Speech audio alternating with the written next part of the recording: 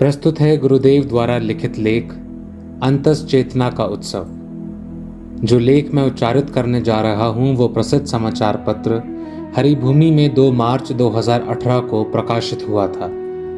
गुरुदेव लिखते हैं, कोलन में केली में कछारन में कुंजन में क्यारिन में कलिन में कलीन किलकंत है। कहे पद्माकर परागन में पौन्हू में पानन में पीक में पलासन पगंत है। द्वार में दिसान में दूनी में देश देसन में देखो दीप दीपन में दीपत दिगंत है। बीथन में ब्रज में नवेलिन में बेलिन में बनन में बागन में बगरियो बसंत है। होली का उत्सव एक छलांग है मानवीय चेतना की, उत्सव धर्मता की, अंतस में चटकती कलियों के सुवास की, जीवन के केंद्र से अस्तित्व की परिधि तक रंगों के विस्तार की। होली एक पर्व है जो पर्व न होकर एक जीवन दर्शन है, जिसके मूल में बहुत सूक्ष्म और सघन जीवन कीमिया अंकुरित है। इस पर्व की पृष्ठभूमि में मानवीय मन के अनेक प्रश्नों के समाधान निहित हैं। आनंद के क्षितिज पर खिंचते हुए इंद्रधनुष जीवन के कैनवस पर सुखद चित्र उकेरते हैं। हिंदुओं की समूची देशना अत्यंत वैज्ञानिक और गहरे जीवन मूल्यों से आपूरित है।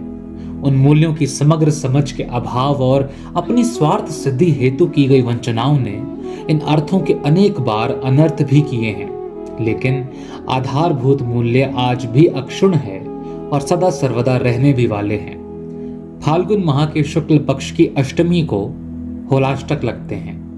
असल में होलाष्टक 8 दिनों के पर्व का एक ऐसा समुच्चय है जिसमें जीवन दुविधा के असंख्य प्रश्न स्वतः ही तिरोहित होते चले जाते हैं। इसी दिन अन्नपूर्णा अष्टमी और लक्ष्मी तथा सीता अष्टमी के मनाए जाने की भी परंपराएं हैं। इन 8 दिनों में जो पूर्णिमा तक यानी होली और रंगोत्सव तक विशेष और अनूठे त्योहारों की एक लंबी सूची है। वस्तुतः जब हमने शिक्षित समाज की कल्पना करके विद्यालयों की रूपरेखा तय की तो समझा था कि हम समग्र रूपेण शिक्षा को उपलब्ध हो सकेंगे, लेकिन आज जब इसके समग्र योगदान का महत्व और भूमिका को आत्मसात करते हैं तो एक तरफा प्रगति की उछाल प्रतिबिंबित होती है। हम पढ़ लिख तो गए, लेकिन जीवन मूल्यों की असली खाद पानी को भूल गए। इसी खाद पानी से आज भी अनेक गांवों में जो संस्कारों के वृक्ष लहला रहे हैं, वहां जीवन शहरी बनावटीपन से इतर कुछ चैन और सुकून के पल बिता रहा है।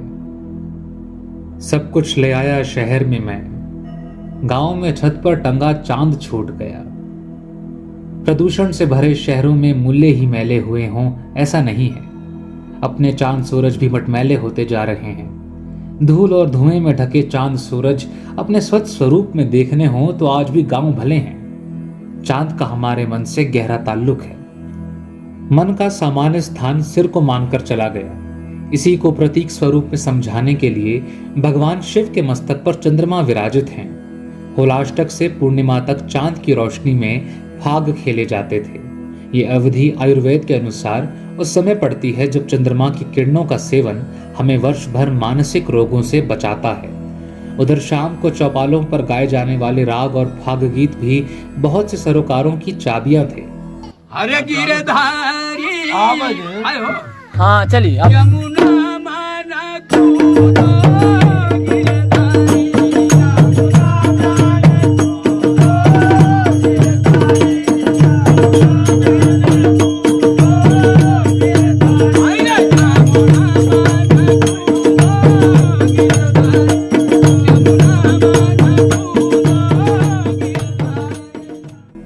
एक दूसरे के विचारों को जानने समझने और उनके साथ संग खड़े होने से समाज में एकता और भाईचारा बढ़ता था। इन्हें तथा कथित प्रगति लील गई। अब इनमें रुचि रस रखने वालों को पिछड़ा और गंवार समझा जाता है। फिर ज्यादा तरक्की करके जब आप बड़े आदमी हो जाते हैं और रोग भी बड़े बड़े पकड़ लेते हैं, तब डॉक्टर्स आपको सलाह देते हैं इन्हें किसी ऐसे स्थान पर ले जाएं जहां थोड़ा इनका मन बदल सके। बरसाने में होली की प्रसिद्ध परंपराएं और लोक रीतियां हैं। उनके गहरे मनोवैज्ञानिक निहितार्थ हैं। भगवान शिव द्वारा उवाचित शिव सूत्र में ध्यान की 112 विधियों का उल्लेख किया गया है। इनमें लगभग 20 विधि ऐसी हैं जो मन से संबद्ध हैं। एक विधि है मन रेचन। इसे अंग्रेज अब कथारसिस के नाम से सीख रहे हैं। इसमें मन के ऐसे खट्टे मीठे संवेगों को तिरोहित करने की विधि है जिन्हें आप करना तो चाहते हैं लेकिन कर नहीं पाते। होली इसी को निष्कासित करने का सबसे बड़ा और सबसे सहज पर्व था। बरसाने की लठमार होली इसका सबसे बड़ा प्रमाण है। अभिव्यक्ति के नकारात्मक तरीकों में हिंसा एक सामान्य तरीका है, लेकिन तानों उल्हानों में घिरा मन हिंसा तो करना चाहता है लेकिन माधुर्य के साथ। लठमार होली ऐसे ही हिंसात्मक माधुर्य का विरेचन है। आपको जानकर आश्चर्य होगा कि इसके गहरे मनोवैज्ञानिक परिणाम हैं। वर्ष भर साहब ने सताया, अब हफ्ते भर हम, और मन से जीने वाली औरत का हिसाब पूरा हो। सर्दियां समाप्त होते ही सुहानी वासंती हवाएं वातावरण में एक मादकता घोलती हैं। वसंत में पेड़ पौधे नए परिधान पहनते हैं। कुछ ऐसे भी सूक्ष्म कीट हैं जो सामान्य दृष्टि से ओझल रहते हैं। ये हमारे लिए फेफड़ों से जुड़ी बीमारियों और त्वचा रोगों के संवाहक होते हैं।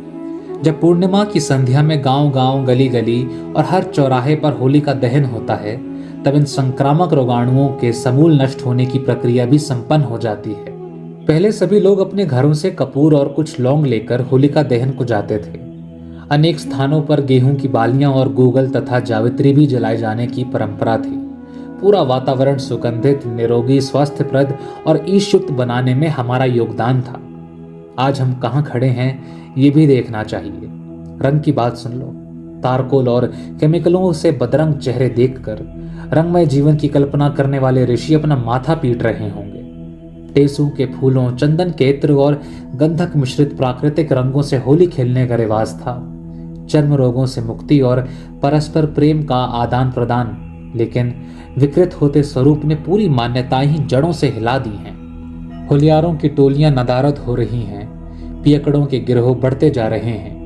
होली पर शराब के प्रयोग का कोई पौराणिक तथ्य कहीं नहीं मिलता। पता नहीं शराब इस त्योहार का फैशन कैसे और कब बन गई। त्योहार तो एक ढाल का काम करता है। इन्हीं बदतमीजियों से आजिज आकर बहुत से लोग इस त्योहार से बचते हैं। हिंदू पर्व परस्पर प्रेम के, सहयोग के, साझेदारी के और समग्र सरोकारों के पर्व हैं। इनकी विरासत को सहेजिए ताकि आने वाली पीढ़ियां इन पर्वों को जी सकें, उनके वास्तविक मूल्यों के साथ।